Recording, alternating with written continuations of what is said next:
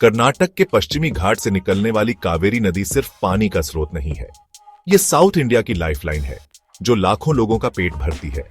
कर्नाटक, तमिलनाडु, केरल और पुडुचेरी से बहती हुई कावेरी आखिरकार बंगाल की खाड़ी में मिल जाती है। इसका पानी इन राज्यों में खेती, इंडस्ट्री और रोजमर्रा की जिंदगी के लिए बहुत जरूरी है। ये नदी एक समृद्ध इकोसिस्टम को बनाए रखती है और लोगों के लिए बहुत बड़ा कल्चरल और रिलीजियस महत्व रखती है।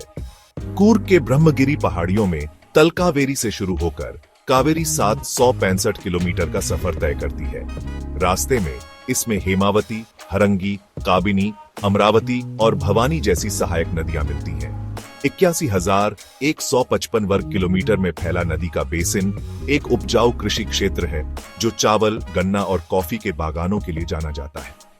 बेंगलुरु, मैसूर, तिरुचिरापल्ली और तंजावुर जैसे बड़े शहर कावेरी के पानी पर बहुत ज्यादा निर्भर हैं। कावेरी का महत्व इसके इकोनॉमिक महत्व से कहीं ज्यादा है। इस नदी को देवी कावेरी अम्मा के रूप में पूजा जाता है और लाखों लोग इसकी पूजा करते हैं। इसके किनारे प्राचीन मंदिरों और तीर्थ स्थलों से भरे हुए हैं जो साल भर श्रद्धालुओं को आकर्षित करते हैं। कावेरी सदियों से कला, साहित्य और लोक कथाओं को इंस्पायर करती आ रही है और दक्षिण भारत के कल्चरल फैब्रिक से गहराई से जुड़ी हुई है। इसका पानी समृद्धि, उर्वरता और जीवन का प्रतीक है। हालांकि ये जीवन रेखा विवाद का एक कारण भी है। कावेरी नदी जल विवाद कर्नाटक और तमिलनाडु के बीच एक लंबे समय से चला आ रहा कॉन्फ्लिक्ट है जो सीमित संसाधन को साझा करने की चुनौतियों को दर्शाता है। इतिहास में निहित और राजनीतिक जटिलताओं से भरा ये विवाद सभी स्टेक होल्डर्स की भलाई के लिए एक सस्टेनेबल और इक्विटेबल सॉल्यूशन की मांग करता है। पानी बांटने की जटिलताओं का प्रमाण कावेरी नदी जल विवाद का एक लंबा और पेचीदा इतिहास रहा है। इसकी जड़ें 19वीं सदी में ब्रिटिश राज के दौरान खोजी जा सकती हैं। तनाव की शुरुआत तब हुई जब तत्कालीन मद्रास प्रेसिडेंसी, जो आज तमिलनाडु है, और मैसूर की रियासत, जो आज कर्नाटक है, के बीच 1892 और 1924 में समझौते पर हस्ताक्षर किए गए थे। इन समझौतों ने पानी के बंटवारे को रेगुलेट करने की कोशिश की और कहा कि मैसूर द्वारा कावेरी पर किसी भी नए निर्माण के लिए मद्रास की सहमति जरूरी है। हालांकि 1947 में भारत की आजादी के बाद इन समझौतों ने समस्या को हल करने के बजाय विवाद का मुद्दा बन गए। कर्नाटक ने सिंचाई और विकास की अपनी जरूरत का हवाला देते हुए तमिलनाडु की सहमति के बिना नए बांधों और जलाशयों का निर्माण शुरू कर दिया। इस यूनिलैटरल कार्रवाई ने तमिलनाडु में गुस्सा भड़का दिया, जो अपने एग्रीकल्चरल प्रोडक्शन के लिए कावेरी के पानी पर बहुत ज्यादा निर्भर था। यह विवाद एक पॉलिटिकल और लीगल लड़ाई में बदल गया, जिसमें दोनों राज्य अपनी अपनी बात पर अड़े रहे। आजादी के बाद के दौर में दोनों राज्यों में कई विरोध प्रदर्शन, बंद और आंदोलन हुए, जो पानी की सुरक्षा को लेकर गहरी चिंताओं को दर्शाते हैं। कावेरी का मुद्दा रीजनल पॉलिटिक्स से जुड़ गया, जिसे अक्सर जन भावनाओं को मोबिलाइज करने के टूल के रूप में इस्तेमाल किया जाता था। इस विवाद ने इंटरस्टेट रिलेशंस को भी प्रभावित किया, जिससे क्षेत्र में सहयोग और विकास बाधित हुआ। 1990 में इस मुद्दे को हल करने के लिए केंद्र सरकार ने कावेरी जल विवाद न्यायाधिकरण या CWT का गठन किया। न्यायाधिकरण ने वर्षों के विचार विमर्श और विश्लेषण के बाद 2007 में अपना अंतिम फैसला सुनाया। इस फैसले का उद्देश्य कर्नाटक, तमिलनाडु, केरल और पुडुचेरी के रिपेरियन राज्यों के बीच पानी बांटने का एक फार्मूला स्थापित करना था। हालांकि ये फैसला अंतिम फैसला होने के बजाय कानूनी चुनौतियों और राजनीतिक गतिविधियों के लिए नए रास्ते खोल गया। 2007 का कावेरी जल विवाद न्यायाधिकरण का फैसला खत्म होने के बजाय कावेरी नदी जल विवाद की चल रही गाथा में एक और अध्याय की शुरुआत थी। कर्नाटक और तमिलनाडु दोनों फैसले के कुछ पहलुओं से असंतुष्ट होकर देश के सर्वोच्च न्यायिक प्राधिकरण, भारत के सर्वोच्च न्यायालय का दरवाजा खटखटाया।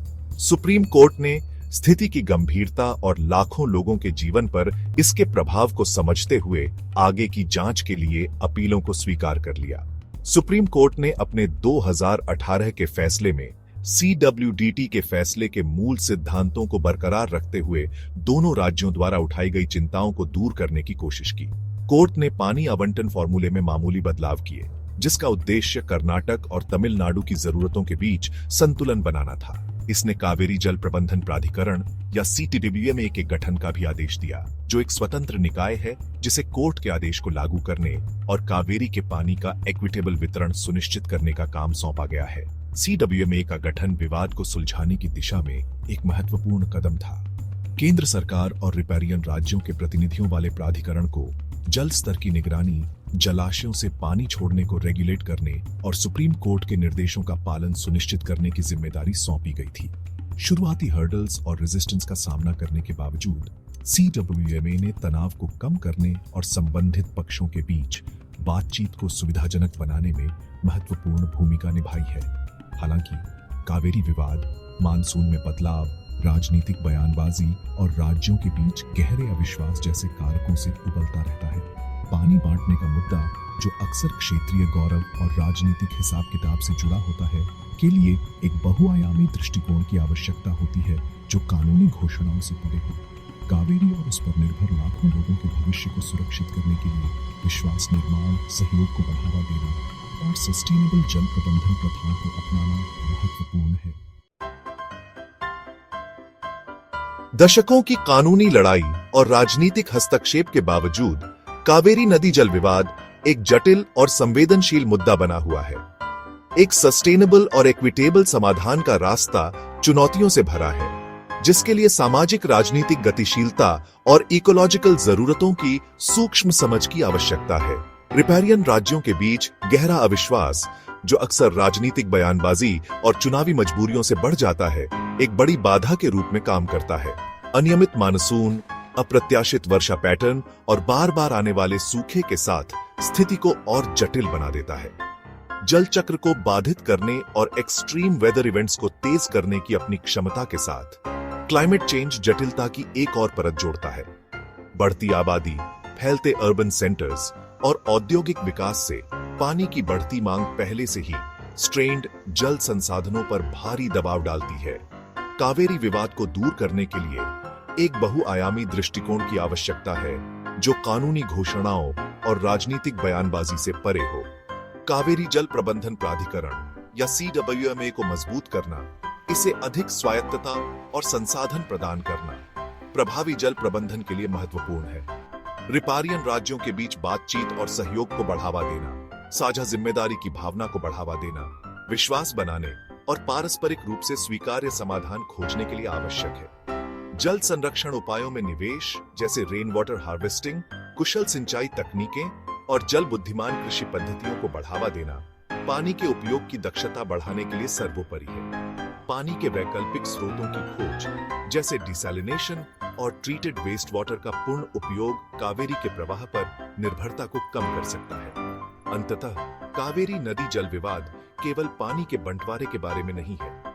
यह नदी और इस पर निर्भर लाखों लोगों की भलाई के लिए संरक्षण, सहयोग और साझा जिम्मेदारी की संस्कृति को पोषित करने के बारे में है।